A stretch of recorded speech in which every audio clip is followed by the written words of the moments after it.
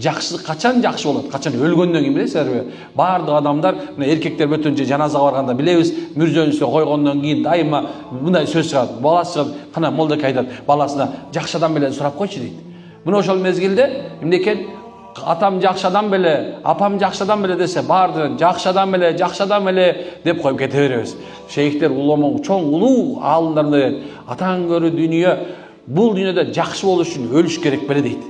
Өлгөндөн кийин бул адам жакшы деп угушубуз керек беле дейт. Жок, андай эмес экен. Демек пайгамбарыбыздын бизге көрсөткөн нерсесинде Аллах Куранда сен эгерде буларга жумшак мамиле кылбастан, орой мамиле кылганда сен аркан ээрчибес эле дегенде, демек эркектин дагы, аялдын дагы бул жерде кандай болуш керек экенин Алла Таала белгиледи. Эркек дагы, аял дагы машалла жумшак болусу, күйөөсүнө колу менен, тили менен зыян келтирбеши, аялына колу менен, тили менен, күчү менен оорчулук келтирбеши биз шариятыбыздын талап кылган нерсеси экен.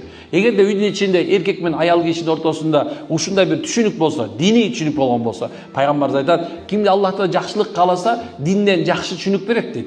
Жакшы түшүнүк динден берет экен. Кимге Алла жакшылык кааласа дейт. Карасаңыз кандай нерсе. Демек, эгерде динди туура түшкөнүбүз атаң көрүү, анда ушул күндө болуп аткан ажырашуу болот беле. Бүгүнкү күндө балдардын баары чыталып атат, кээ бирөө аборт болуп алынып атат, кээ бирлери субханалла бири-бирин өлтүрүп атат, кээ бир адамдар болсо такыр жөн туруп эчтекеден эчтеке жок туруп эле кунда бир күндүзү кара түн түшүп калгансың, чагылгансың субханалла, үй бүлөлөр ажырашып, эчтекеден эчтеке жок, курсагы ток эле адамдар бири-бирин ажырашып атат экен. Карасаңыз кандай нерсе.